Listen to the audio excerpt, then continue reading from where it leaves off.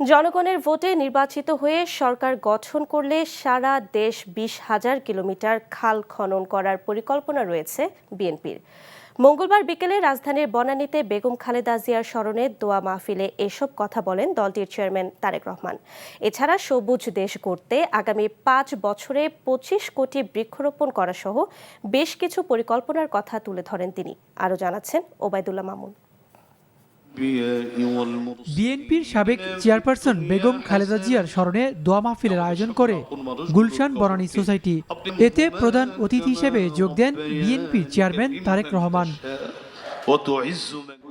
এ সময় তিনি আগামী নির্বাচনে বিএনপির ভাবনার কথা তুলে ধরেন।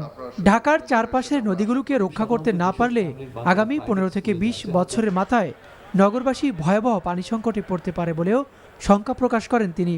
মেঘনার দুপাশে আপনারা যদি খেয়াল করে দেখেন, মেঘনা নদীর দুপাশেও বহুত মিল ইন্ডাস্ট্রি হচ্ছে এবং বাসা বাড়ির বিভিন্ন সুয়েজ লাইন যারা ওখানে বসবাস করছে গিয়ে নদীতে পড়ছে।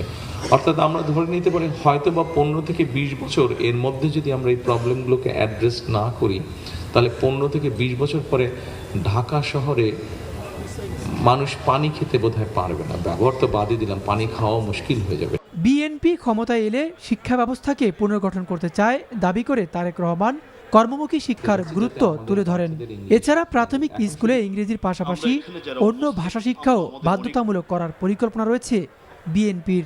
আমাদের ছেলেমেয়েদের মধ্যে থেকে প্রফেশনাল ফুটবলার হতে পারে, প্রফেশনাল ক্রিকেটার হতে পারে, প্রফেশনাল বাস্কেটবল প্লেয়ার হতে পারে, কেন হতে পারবে না? অন্য দেশের বাচ্চারা হতে পারলে কেন আমাদের দেশের বাচ্চারা হতে পারবে না?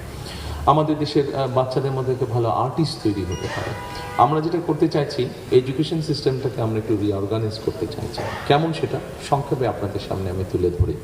আমরা যেটা চিন্তা ভাবনা করছি যে আমরা বাচ্চাদেরকে, বাংলা তো আছে, বাংলার পাশে আমরা ইংরেজি ল্যাঙ্গুয়েজটার উপরে একটু জোর দিতে চাচ্ছি। এদিকে মঙ্গলবার বিকেলে ঢাকা 17 নির্বাচনী আসনের অধীনে মহাখালী টিএনটি মাঠে সাবেক প্রধানমন্ত্রী প্রয়াত বেগম খালেদা জিয়ার জন্য দোয়া মাহফিলের আয়োজন করে কড়াইল এলাকাবাসী। দোয়াপূর্ব সংক্ষিপ্ত বক্তব্য রাখেন বিএনপির চেয়ারম্যান তারেক রহমান। বড় বড় আমরা বিল্ডিং করে দিতে চাই আল্লাহর রহমতে। Obaidullah Mamun, NTV news, Dhaka.